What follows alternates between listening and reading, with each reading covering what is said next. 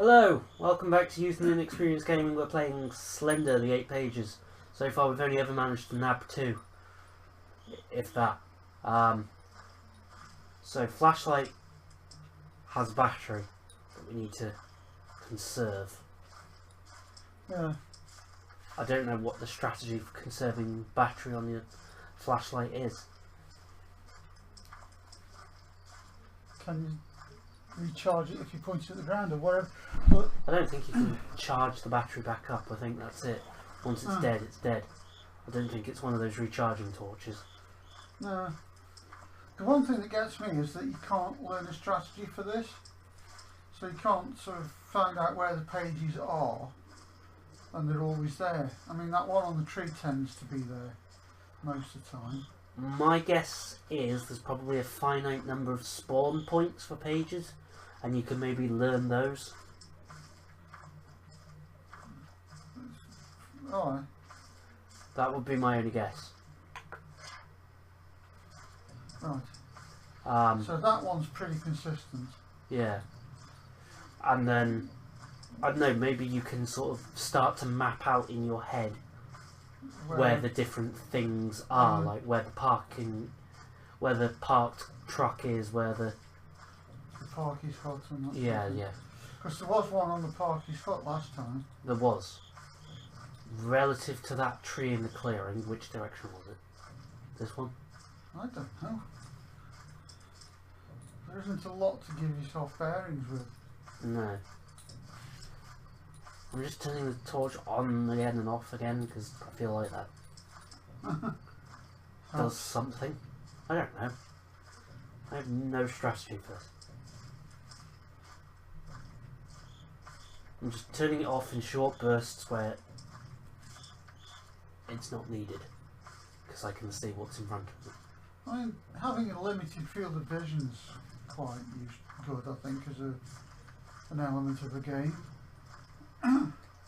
Well, it's a horror thing, isn't it? Mm.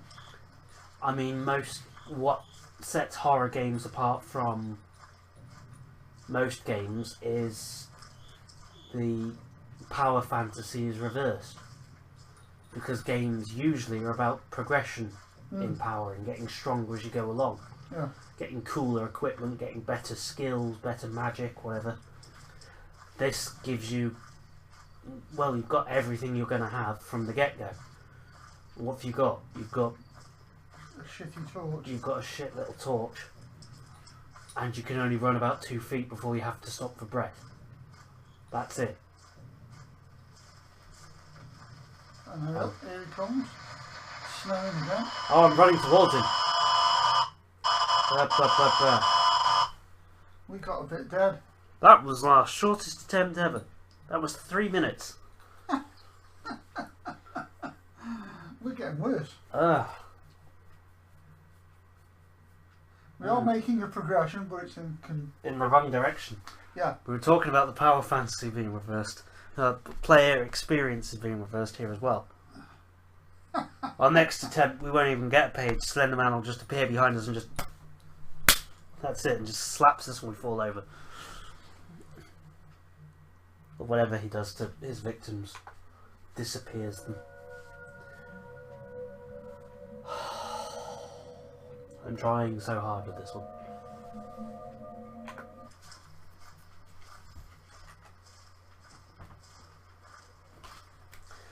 Right, attempt number, whatever the number is now. What are you doing? Oh, a thing. I've gotten bored and gone off to do something else now. Yes, I've wandered off. Don't wander off too far. Don't pick up any paper whilst you're wandering. No. You'll get murdered. Joan will come and get me. By the faceless man. I'm trying to fix my multimeter while you... Whilst I stumble around in the forest looking for scraps of letter. Yeah. Scraps of paper. Scraps of letter.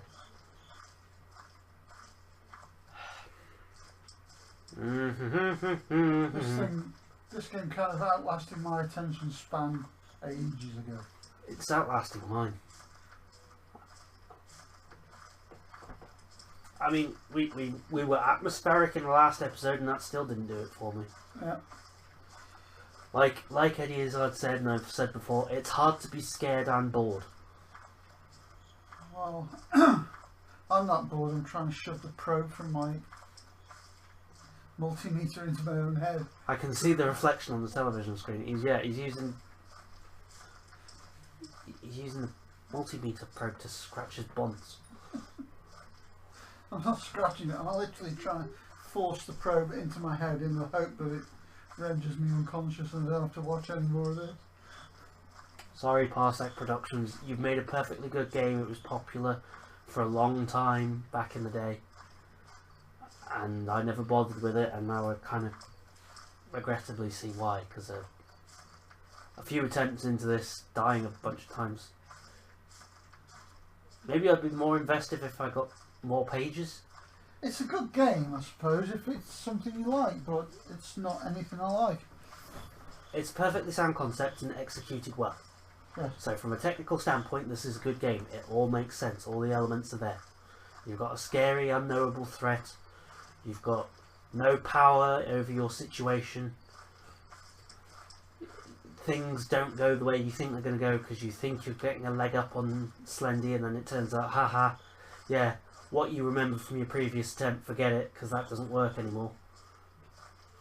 And from the looks of things, there's other game modes to try later on. However, having never played this game before this point, I haven't unlocked any of them, so I don't know what they are.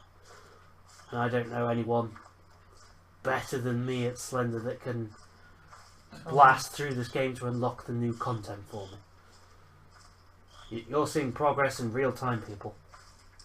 Or the lack thereof. Or the lack thereof. It's the toilet building again. Oh, okay.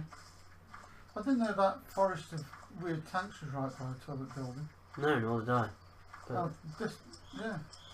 It's definitely the tiled indoor area that might be a toilet without toilets, or might be.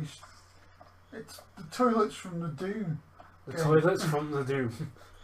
From Doom. The toilets from Doom. What are you on? Well, it's like a load of corridors that all look the same and don't lead anywhere, like in Doom. Now, see, the problem with Doom was we never got past the first episode, so you didn't see how the decorum changes as the game goes on.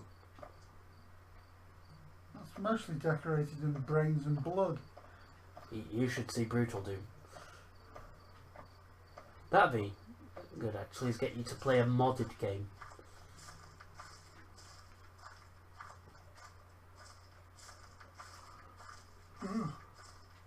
I would do Brutal Doom, but I don't know if its level of gore, especially with like the Bolognese mod added to it, might put us in the 18+ only bracket. Yeah. Which would make us difficult content to access. Right, so the Parker hut is opposite the toilets, which are over there. Wait, it was right here. Where's it gone? There was a page on that last time. 194. Numbers are always relevant. It's going to be a spooky, scary thing. Was that a page? Yes, there you go. And now the threat begins in earnest. Now all you've got to do is find your super tree. It always has one tied to it. And we're back to our high school. I've been forgetting to turn the flashlight on and off to save its battery.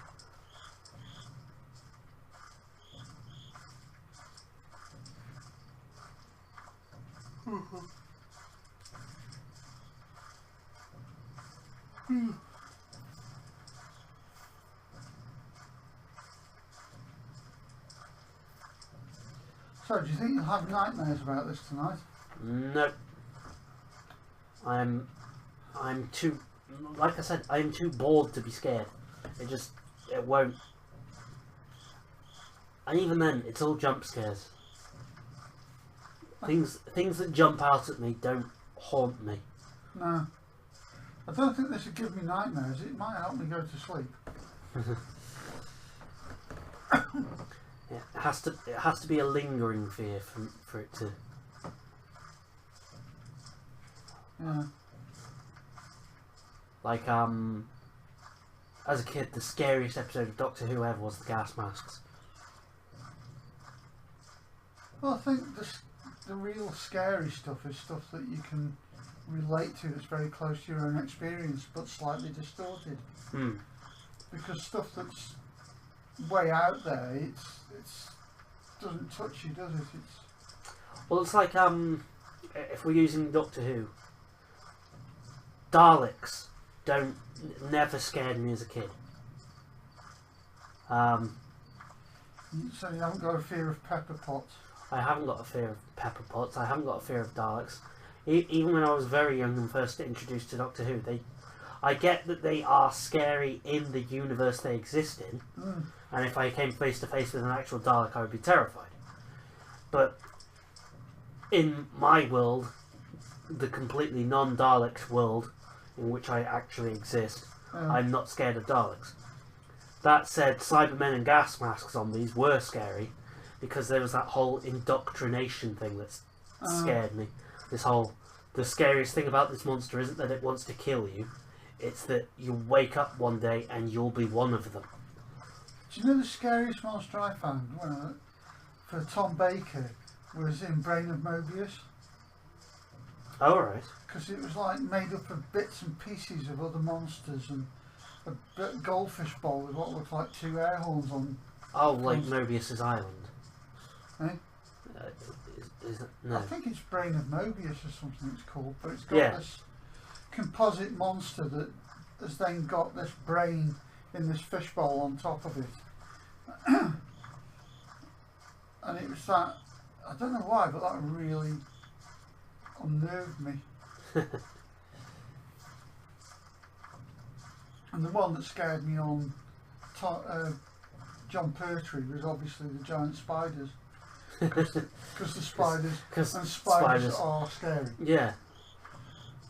Plus, bigger and intelligent.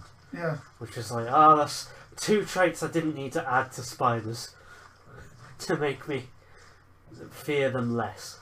Yeah. So yeah, those are the two monsters that really stand out for me with my experience of Doctor Who in the early days. We're gonna die, we're gonna die, we're gonna die, we're gonna die. I think I'm running in the wrong direction. Yeah, pretty much. Oh, I outran him. Yes. Oh, you're surviving. Well, you'll have to survive in the next episode. Okay. I hit pause and then something glitched. It didn't let me pause. What? Come on, pause.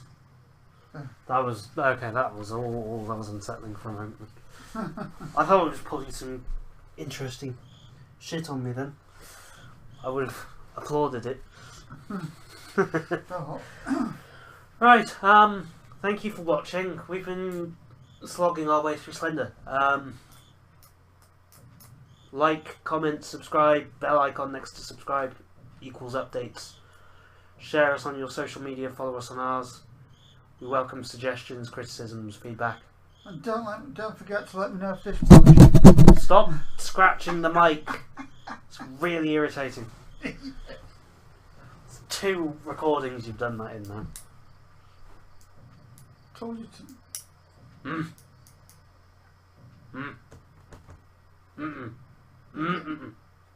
Just a little.